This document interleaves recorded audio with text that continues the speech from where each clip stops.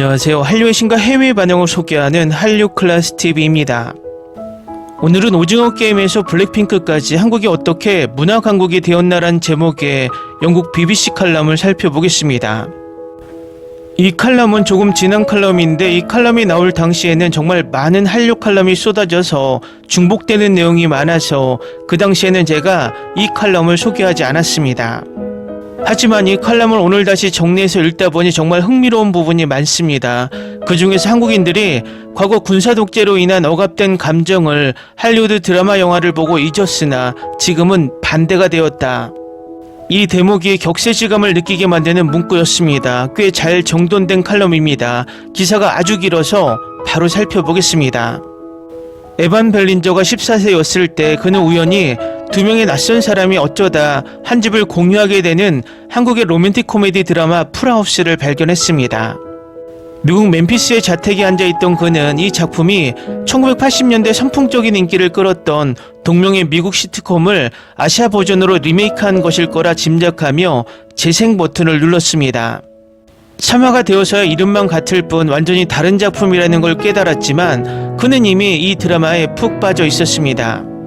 그 우연한 선택은 그의 인생을 바꾸어 놓았습니다. 12년이 지난 지금 그는 한국에서 영어 교사로 일하며 이곳에서의 삶을 진심으로 즐기고 있습니다. 그는 K-드라마에서 보았던 모든 음식을 직접 먹어볼 수 있게 되었고 가사를 보며 한국어를 공부했던 K-팝 아티스트들의 콘서트를 직접 관람하기도 했다며 벅찬 소회를 전합니다. 에반이 2012년 풀하우스를 직접 접했을 당시만 해도 한국 엔터테인먼트는 세계 시장에서 그리 주목받지 못하는 작은 점에 불과했습니다. 당시 가장 널리 알려진 한국의 팝 수출품은 싸이의 강남스타일 정도였습니다. 하지만 오늘날 전세계 한국 엔터테인먼트 팬은 약 2억 2천만 명 이상으로 추산됩니다. 이는 대한민국 전체 인구의 4배에 달하는 규모입니다. 넷플릭스 역사상 가장 성공적인 프로그램으로 기록된 오징어 게임 역시 전세계가 손꼽아 기다려온 세 번째 시즌으로 다시 돌아왔습니다. 한국은 어떻게 이 자리까지 오게 된 것일까요? 전문가들은 이른바 한류가 전세계를 뒤흔들 수 있었던 비결로 글로벌 스트리밍 플랫폼의 급격한 성장과 미국 시장에서 영감을 얻은 세련된 제작 가치의 절묘한 만남을 꼽습니다. 그리고 한국 엔터테인먼트 산업은 중독성 강한 팝 음악과 감성적인 드라마부터 보편적인 글로벌 테마를 중심으로 짜인 명작들에 이르기까지 이미 전 세계를 매료시킬 완벽한 준비를 마친 상태였습니다. BTS와 블랙핑크는 이제 글로벌 팝 시장에서 누구나 아는 익숙한 이름이 되었습니다. 두바이부터 인도, 싱가포르에 이르기까지 전 세계 수많은 이들이 K-드라마에 열광하고 있습니다. 비디오 게임을 포함한 이러한 한국 콘텐츠의 해외 매출은 이제 수십억 달러 규모에 이릅니다. 재작년 10월 54세의 시인 겸 소설가 한강이 노벨 문학상을 수상하자 온라인 커뮤니티는 한국의 문화 승리를 축하하는 밈으로 가득 찼습니다. 더불어 군사력이나 부강함보다는 오직 높은 문화의 힘을 가진 나라가 되기를 원한다고 유명한 글을 남겼던 백범 김구 선생의 오랜 꿈이 마침내 실현되었다는 재치있는 농담들이 오가기도 했습니다. 결과적으로 이 기념비적인 순간은 수년에 걸쳐 치밀하게 만들어진 결실입니다. 완벽했던 타이밍의 역사와 동시에 한국은 자동차 전자제품 수출 붐에 힘입어 급격한 경제성장을 이루었습니다. 이 시기 대기업의 막대한 자본이 영화 및 TV 제작에 대거 유입되면서 할리우드 못지않는 세련된 프로덕션 외형을 갖추게 되었습니다. 대기업들은 제작부터 극장 체인에 이르기까지 산업 전반을 소유했기 때문에 당장의 단기적 손실에 연연하지 않고 과감하게 영화 제작에 자금을 쏟아부을 수 있었다고 정 교수는 분석합니다. 같은 시기 K-팝은 90년대 중반 H.O.T, 신화 등의 성공과 함께 국내에서 폭발적인 인기를 끌었습니다. 이는 엔터테인먼트 기획사들이 일본에 철저한 아티스트 매니지먼트 시스템을 도입하는 계기가 되었습니다. 주로 10대인 젊은 재능을 발굴해 단연 계약을 맺고 흠잡을 데 없는 깔끔한 이미지와 고도로 관리된 공적 페르소나를 가진 완벽한 아이돌로 트레이닝하는 시스템이 정착되면서 K-팝은 수많은 아이돌을 쉼없이 배출하는 거대한 산업으로 진화했습니다. 2000년대 들어 한국 TV 프로그램과 K-팝은 동아시아와 동남아시아를 휩쓸었습니다. 그러나 이들을 전 세계인의 안방과 스마트폰 속으로 밀어넣은 것은 다름 아닌 디지털 스트리밍이었습니다. 스트리밍 플랫폼의 정교한 추천 알고리즘은 전 세계 유저들을 한류 팬으로 유입시키는 핵심 동력이 되었으며 이들을 장르와 플랫폼을 넘나들며 끊임없이 다음 컨텐츠를 안내했습니다. 낯선과 친숙함의 공존 알고리즘을 따라 한국 문화에 완전히 몰입한 글로벌 팬들의 세계는 이제 대중문화를 넘어 얼큰한 김치찌개나 해물칼국수 같은 한국의 일상 음식으로까지 확장되고 있습니다. 프랑스 출신 배우 지망생인 마리 게다는 처음 한국을 방문했을 때 화면 속 스타들이 즐겨 먹던 김치찌개를 제일 먼저 찾았습니다. 그녀는 너무 매워서 눈물이 났다라며 드라마 속 인물들은 그렇게나 쉽게 잘 먹는데 나는 왜 이걸 주문했을까 생각했었다라며 웃어 보였습니다. 현재 서울에 거주하며 드라마 카메오로도 활동 중인 마리에게 K드라마 속 음식은 매우 특별한 매력으로 다가왔습니다. 등장인물들이 음식을 매개로 인간관계를 깊이 쌓아가는 모습은 프랑스 부르고뉴 시골 마을에서 자란 그녀에게 깊은 정서적 친밀감을 주었기 때문입니다. 벨기에 출신의 마리 나미르를 한국으로 이끈 것은 드라마 속 로맨스의 환상이었습니다. 우연한 계기로 K드라마를 보기 시작했다는 그녀는 매력적이고 다정한 한국 남성 캐릭터들에게 완전히 매료되었다고 말합니다. 초부유층 남성과 평범하거나 가난한 여성이 만나 남성이 구원자 역할을 자처하는 불가능해 보이는 러브스토리는 전세계 여성들에게 완벽한 로맨틱 환타지를 선사한다는 것이 그녀의 설명입니다. 흥미롭게도 이러한 드라마의 대부분은 한국의 여성 작가들의 손에서 탄생하고 있으며 그들의 정교한 상상력이 전세계 여성 시청자들의 마음을 정확히 관통하고 있습니다. 정 교수는 해외 팬들이 한류에 열광하는 심리적 원인 중 하나를 꼽습니다. 자신이 속한 사회에 대한 실망감에서 벗어나 대안적인 세계를 찾는 것, 잘생기고 배려 깊으며 기사도 정신을 갖춘 남성 주인공이 등장하는 정중하고 절제된 로맨스는 지나치게 성적으로 자극적인 서구권 엔터테인먼트의 피로감을 느낀 여성 관객층을 강하게 사로잡았습니다.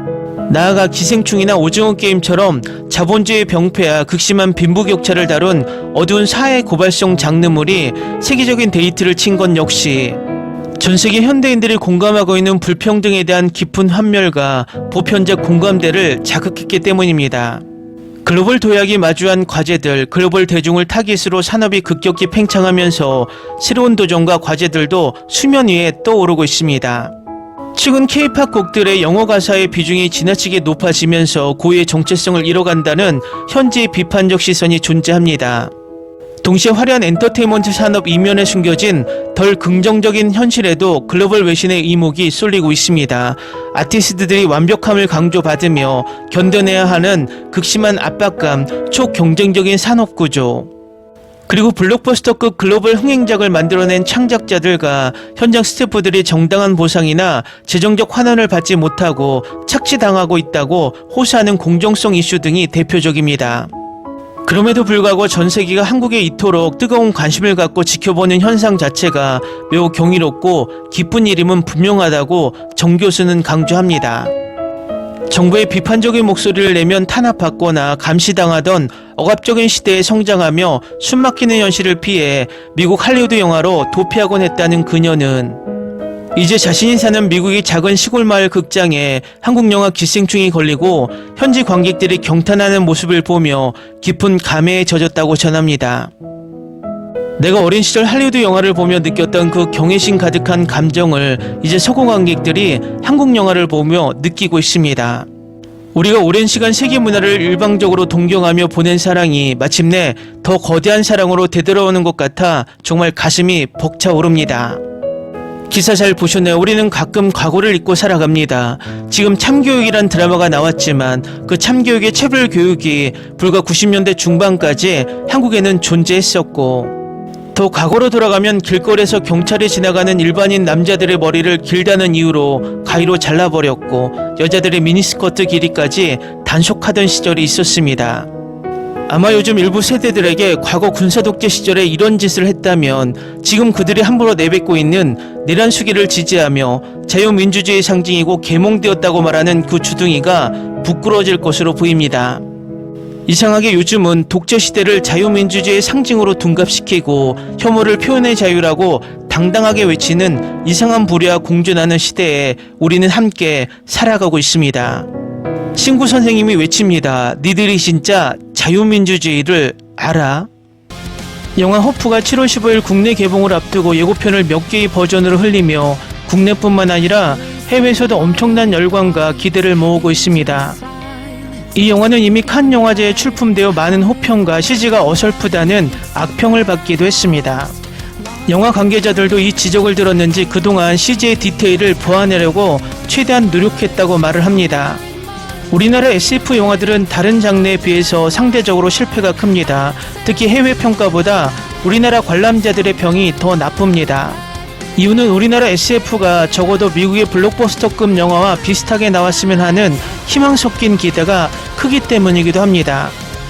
SF물은 선진국형 장르라고 말합니다. 결국 돈이 받쳐주지 않는다면 CG 완성도가 떨어질 수밖에 없습니다. 전 세계적으로 CG 기술력을 가진 나라는 몇 개국이 안 됩니다. 미국이 독보적으로 기술과 자본력으로 앞서 있고 그 후발주자가 한국과 러시아 정도입니다. 중국과 일본도 자체 CG 활용을 하지만 완성도를 위해서 요즘은 암암리에 한국의 CG 기술을 위탁하기도 하고 러시아 기술력을 사용하기도 합니다. 중국의 자랑 SF 영화 유랑지구 1편은 자신들의 CG 기술력을 증명했다고 떠벌렸지만 중국 영화제에서 이 영화의 CG 부분상을 한국의 덱스터 스튜디오가 수상하면서 이 기술이 한국 기술이라는 것이 밝혀진 적이 있습니다. 유랑지구 2편에서는 중국이 자존심이 상했었는지 100% 중국 기술력으로 CG를 구현했다고 말했지만 나중에 밝혀진 사실은 할리우드 웨타 워크숍의 기술의 도움을 받았다고 알려졌습니다.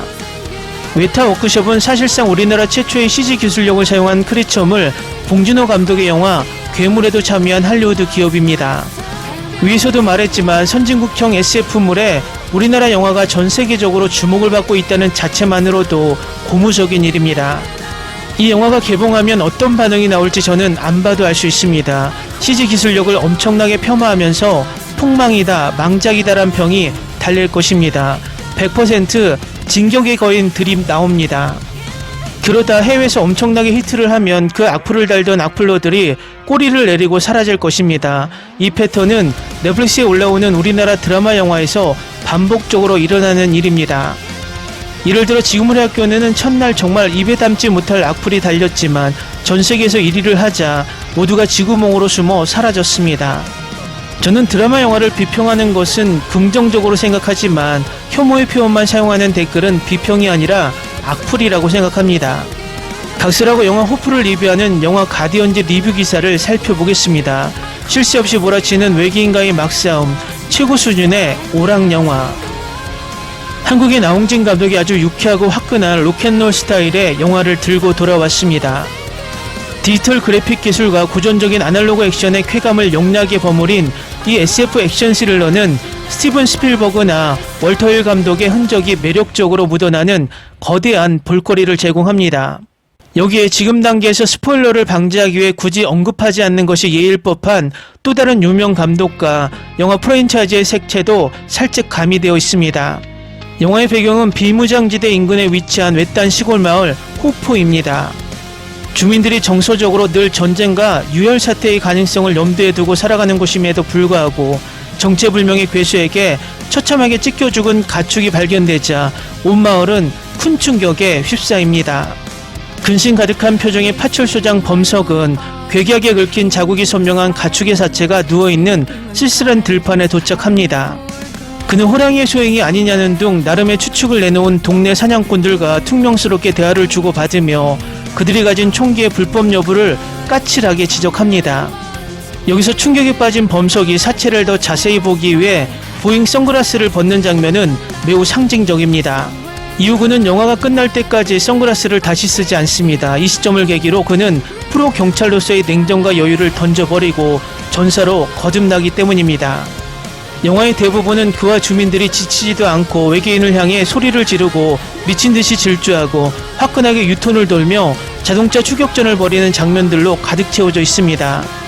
전반 1시간 동안 숨가쁘게 폭주한 영화는 아주 잠깐 숨을 고른 뒤 곧바로 이 괴짜 같은 외계인과의 막싸움 대혼돈을 제기합니다. 개인적으로 160분이라는 긴 러닝타임 중 어느 타이밍에 몬스터의 전체 모습이 제대로 등장할지 속으로 내기를 걸었는데 얼추 타이밍이 맞아떨어졌습니다. 영화는 영리하게도 괴물에게도 나름의 감정이 존재하며 이 낯선 존재를 향한 마을 사람들의 무감각한 공격성이 오히려 이 모든 대참사를 자초했을지도 모른다는 점을 넌지시 보여줍니다. 이는 비무장지대와 그 너머에 살고 있는 우리 모두에게 시사하는 바가 큽니다. 후속편을 예고하는 듯한 산막의 반전이나 괴수의 비주얼이 주는 기시감에 대해서는 관객에 따라 호불호가 갈릴 수 있습니다. 하지만 확실한 것은 전 세계 한국 콘텐츠 중독을 한층 더 심화시킬 만큼 최고 수준의 오락적 가치를 확실하게 보장하는 작품이라는 점입니다. 다음은 이 영화의 실제 관람자 반응을 보기 전에 몇 개 예고편 반응부터 살펴보겠습니다. 곡성은 제가 본 최고의 한국 영화 중 하나예요. 그래서 이 영화도 꼭 볼 거예요. 정말 멋져 보이네요. 참고로 말씀드리자면 영화의 배경은 70년대 후반이나 80년대 초반인데 모호하고 애매한 배경 설정을 통해 어둡고 불안한 분위기를 고조시킨다고 합니다. 정말 기대되네요. 감독님 팬이거든요.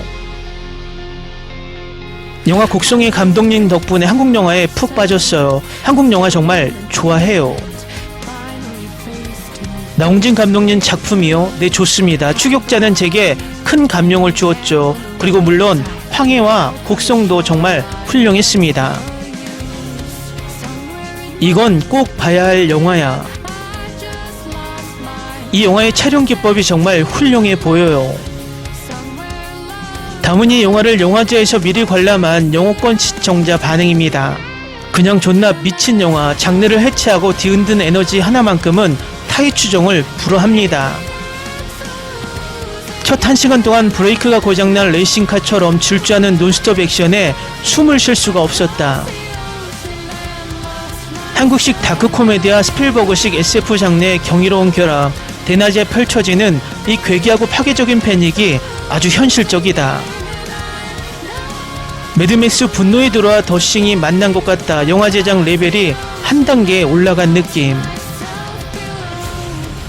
대낮을 배경으로 펼쳐지는 아비규환의 카 체이싱과 아날로그 액션이 스크린 밖으로 날아와 꽂힌다. 황정민의 디테일한 생활 연기가 극의 현실감을 단단히 붙잡고 크리처 등장 전까지의 텐션을 홀로 지배한다. 조인성은 대역 없이 말을 타고 총을 쏘며 인생 최고의 액션 배우 얼굴을 갈아 끼웠다. 마지막 차량 액션은 위대하다. 나홍진 감독이 영화 전체에 거대한 농담을 던진 기분이다. 영화가 끝난 뒤 극장이 가득했던 집단적 침묵과 충격적인 표정들을 잊을 수가 없다. 재난물인데 주인공들이 왜 싸워야 하는지, 세계관이 어떻게 굴러가는지 아무런 존조나 친절한 설명 없이 불친절하게 내달린다. 영화가 중반부를 넘어서며 완전히 궤도를 이탈해 블랙 코미디로 전환되는데 이 급격한 톤 변화에 설득되지 못했다. 러닝타임이 너무 길다. 중반부 자동차 핸드브레이크 유턴과 총격전이 지나치게 반복되는 느낌을 지울 수 없다. 나홍진의 집요함과 장르를 파괴하려는 야심을 알겠으나 이번에 뚝심이 너무 과해 호불호가 정확히 반반으로 쪼개질 영화. 초반 45분간 괴물이 나올 때 사운드와 분위기가 주던 극도의 긴장감이 괴물이 대낮에 얼굴을 드러낸 순간 허무하게 무너진다. 공을 많이 들인 것은 티가 나지만 외계인의 비주얼이 기존 할리우드 에일리언이나 크리처물에서 본 것들과 너무 유사해 기시감이 든다. 카메라가 날아다니는 시각적 파괴력은 인정하지만 일부 구간의 조잡한 CGI 퀄리티가 몰입을 강제로 깨트린다. 영화가 쌓아올린 투박하고 차가운 현실 세계관에 비해 외계인의 텍스처와 비주얼이 끝내 이질감을 극복하지 못하고 겉돈다. 결말부가 다소 개판이고 플롯이 불완전하지만 대형 스크린과 강력한 사운드로 극장에서 체험해야 할 순도 100%의 엔터테인먼트인 것은 확실하다. 후속편을 억지로 티업하려는 듯한 산막의 반전과 빈약한 뒷심이 나홍진 고유의 날카로운 스토리텔링을 실종시켰다. 댓글 반응 잘 보셨나요? 이 영화는 이미 전 세계적으로 화제성을 낳고 있기 때문에 절반은 성공한 영화입니다. 저는 이 영화 호프가 전 세계적으로 인기를 끌고 17일 넷플릭스 동궁과 22일 디즈니 플러스 킬러들의 쇼핑몰2가 공개되면 한국 콘텐츠들이 7월에는 온오프에서 전 세계를 떠들썩하게 만들지 않을까 예측해봅니다. 지난주 4주간 전세계 비영어 1위를 유지한 참교육을 밀어내고 비영어 1위에 오른 드라마는 또 다른 K드라마 김부장입니다. 하지만 이 드라마는 잘 나가다가 김부장 웹툰을 소유한 작가 겸 사장이 다른 작품 외모지상주의에서 고 노무현 대통령의 서거를 연상하게 만드는 사파를 집어넣어 일배 논란을 불러일으켰습니다. 결국 이 드라마는 여러 시청자들로부터 드라마 시청 보이콧 여론이 들끓고 있으며 프랑스 언론에서도 한국의 혐오 정서에 대한 일배 논란이 이 드라마 리뷰 기사를 통해 알려지기도 했습니다. 어쨌든 이런 일배 혐오 행위는 비판받아야 마땅합니다. 하지만 이 드라마 김부장의 웹툰 원작에는 그런 혐오 표현이 드러나지 않았고 이 드라마를 제작한 감독, 작가, 배우, 스태프는 일배와 무관합니다. 우리는 비판받을 짓을 한 외모지상주의 작가에게 비난의 화살을 쏴야지 아무 관련이 없는 곳으로 화살을 쏴서 또 다른 잘못된 혐오 정서를 만들어서는 안 될 것 같습니다. 여하튼 이런 쓸데없이 정신적으로 소모전이 많은 이런 혐오 논란을 일으킨 일배충들은 우리 사회에서 박멸돼야 마땅합니다. 영국의 글로벌 대중문화 매체들 NME, 메트로, 익스프레스 등도 넷플릭스에서 스트리밍 중인 SBS 드라마 김부장에 대해 완벽한 각본과 감정선, 압도적인 액션의 3박자가 어우러진 최고의 드라마라며 일제히 극찬을 쏟아내고 있습니다. 주인공 김도윤의 숨겨진 과거 서사와 딸 민지를 찾기 위한 새아버지의 눈물겨운 공조가 폭발하며 시청률과 화제성을 동시에 거머쥐었습니다. 가장 주목할 만한 점은 주인공 김부장의 과거 비밀부대 서사입니다. 에피소드 초반에는 이름 대신 숫자로 불리며 인간병기로 키워진 북한 정예 요원들의 잔혹한 훈련 과정이 플래시백으로 밀도 있게 다뤄졌습니다. 특히 주인공이 처음부터 최강의 전사에서 부여되는 이름인 66호가 아닌 73호였다는 충격적인 사실이 드러났습니다. 질투와 배신 그리고 오해로 얽힌 과거 속에서 그가 어떻게 오리지널 66호를 대신해 전설적인 요원이 되었는지 밝혀지는 과정은 단순한 복수극을 넘어 웰메이드 스파이 첩보물의 깊이를 더했습니다. IMDb 리뷰어들은 단순한 분노가 아닌 부서진 과거와 원한이 얽힌 감정선이 심장을 뛰게 만든다며 각본의 치밀함을 높이 평가했습니다. 딸 민지를 구하기 위해 뭉쳐진 성한수와 박진철의 뜨거운 브로맨스 역시 빛을 발했습니다. 단서를 추적하던 중 이들은 땅강아지 일당의 기습을 받게 되고 한수는 동료들을 탈출시키기 위해 다리 아래 물속으로 뛰어드는 결단을 내립니다. 진철 역시 스스로 미끼가 되어 체포되는 길을 택하며 세 명의 영웅은 또다시 흩어지게 됩니다. 해외 비평가들은 할리우드 영화 테오큰이 연상되는 익숙하고 강력한 스토리라인이지만 주변 인물들의 감정과 희생에 충분한 시간을 할애하면서 한국형 액션 드라마 특유의 묵직한 정서적 울림을 완성했다고 분석했습니다. 드라마 리뷰 전문 매체들은 김부장에 대해 모든 인물의 이해관계가 하나의 항구로 수렴되는 순간 소름이 돋았다며 왜 넷플릭스가 이 작품을 전면 공개하지 않고 주 2회 감질나게 감상하게 만들었는지 시청자들이 원망 섞인 탄성을 지르는 이유를 완벽히 증명한 드라마라고 극찬했습니다. 중장년층의 로망을 자극하는 소지섭의 절제된 느와르 액션과 매의 심장을 쥐락펴락하는 엔딩 요정의 면모를 보여주고 있는 김부장은 총 10부작 중 이제 막 반환점을 돌았습니다. 모든 세력이 한 곳에 모인 항구에서 과연 김부장이 딸을 무사히 품에 안을 수 있을지 전세계 팬들의 시선이 다가오는 5화로 향하고 있습니다. 다음은 이 드라마에 열광하는 최신 영어권 시청자 반응입니다. 소지섭의 스크린 장악력은 진짜 미친 수준이다. 대사가 거의 없는데도 날카로운 눈빛과 묵직한 표정 하나만으로 화면 전체에 엄청난 긴장감을 불어넣는다. 그가 안경을 고쳐 쓰는 순간 빌런들의 목숨이 끝난다는 신호 같아서 소름이 돋는다. K드라마 액션 스릴러 중에서 손에 꼽을 정도로 정교하고 파괴력 있는 연출이 돋보인다. 단순한 주목 다짐이 아니라 전직 특수요원다운 계산된 인간병기 수준의 움직임이라 몰입감이 대단하다. 존윅이나 테이큰의 가장 매운맛 버전을 보는 기분이다. 안경 쓴 평범한 중년 아저씨를 절대 건드리면 안 된다는 액션 영화의 불변의 법칙을 완벽하게 증명했다. 법이 심판하지 못하는 가해자들을 압도적인 무력으로 참교육하는 과정이 카타르시스를 준다. 빌런들이 값싼 용서를 구하지 못하게 처절하게 응징하는 게 이 드라마의 최대 매력이다. 2025년 넷플릭스 광장에서도 소지섭의 1인 군대식 액션을 정말 좋아했는데 이번 작품에서 정점을 찍은 것 같다. 나이가 무식할 정도로 다듬어진 날렵한 누아르 액션 연기를 완벽하게 소화해낸다.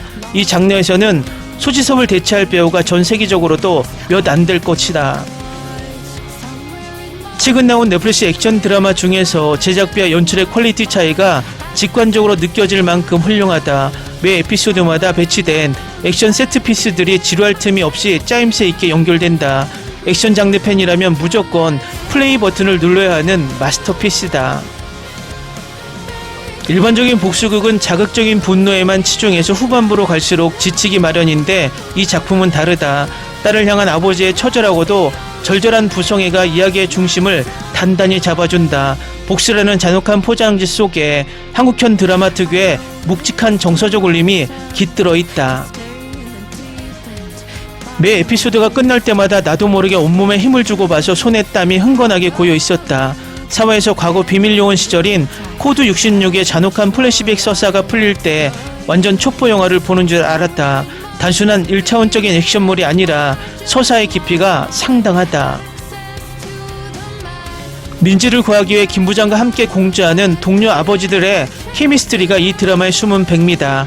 각자 감추고 싶은 어두운 과거와 상처가 있지만 딸을 지키겠다는 하나의 목표로 뭉친 영웅들의 브로맨스가 뜨겁게 와 닿는다. 서로를 위해 미끼가 되고 희생을 감수하는 장면들에서 눈물이 핑 돌았다. 학교 폭력과 미성년자 납치라는 굉장히 무겁고 피폐한 현실적 소재를 다루고 있어서 마음이 아프다. 하지만 주인공이 그 잔인한 악의 고리를 자비 없이 끊어내기 때문에 시청자로서 엄청난 도파민을 느끼게 된다. 고구마 전기 없이 곧바로 사이다를 부어버리는 속도감이 아주 마음에 든다. 넷플릭스는 왜 이 대작을 전편 한 번에 공개하지 않고 매주 피를 말리게 만드는지 모르겠다. 한번 재생하면 시간이 삭제되는 마성의 작품인데 매주 금요일 토요일까지 어떻게 기다려야 할지 막막하다. 몰아보기를 주지 않는 넷플릭스 시스템이 원망스러울 정도의 흡입력이다. 넷플릭스 비영어권 글로벌 1위를 차지한 건 전혀 놀라운 일이 아니며 오히려 당연한 결과라고 본다. 주말밤마다 온 가족이 TV 앞에 모여서 숨죽이고 보게 만드는 서스펜스가 있다. 총 10부작으로 기획되었다고 들었는데 이야기가 너무 몰입감이 넘쳐서 벌써 전환점을 돌았다는 게 슬프다.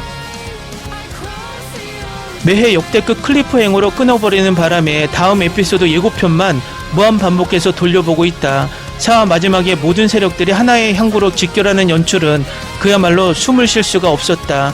작가 감독이 시청자들의 심장을 쥐락펴락하는 밀당의 천재의 드림이 틀림없다. 주말에 가볍게 일화만 보려고 재생했다가 정신을 차려보니 업로드된 4화까지 전부 정주행을 마친 상태였다. 연기, 연출, 음악, 액션의 밸런스가 완벽해서 중간에 끊을 수 있는 타이밍이 존재하지 않는다. 이번 주말 5, 6화 공개될 때까지 일주일이 한 달처럼 길게 느껴진다. 드라마 후반부나 기술적 연출 파트에서 K드라마가 보여주는 시각 효과와 액션 시퀀스 앵글이 대단하다고 느꼈다. 할리우드의 블록버스터 첩보 영화와 비교해도 손색이 없을 정도로 카메라 워킹이 화려하고 타격감이 고스란히 전달된다. 한국 콘텐츠가 가진 기술력과 스토리텔링의 한계가 어디까지 확장될지 경이로울 따름이다. 댓글 반응 잘 보셨나요? 이 드라마는 회차가 지날수록 계속해서 더 뜨거운 반응을 만들어내고 있습니다. 이번 주 5, 6회에서 또 어떤 뜨거운 반응과 결과를 만들어낼지 지켜보는 것도 흥미로울 것 같습니다. 재밌게 잘 보셨나요? 여러분의 구독, 좋아요, 댓글, 알림 설정은 영상 제작에 큰 힘이 됩니다. 이 영상을 보신 모든 분들 항상 대박나시고 행복하시길 바랍니다.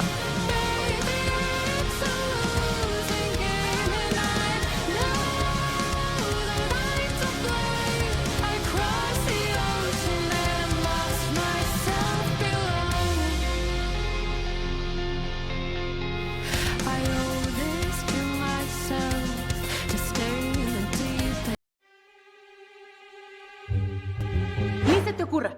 Olvida el ganso y los tomates. No hables de las ballenas. No es un acuario. No actúes como tonta. Que eras una genio. ¿Sí? No vayas a presumir, a la gente no le gusta eso. Y no digas cosas sin sentido.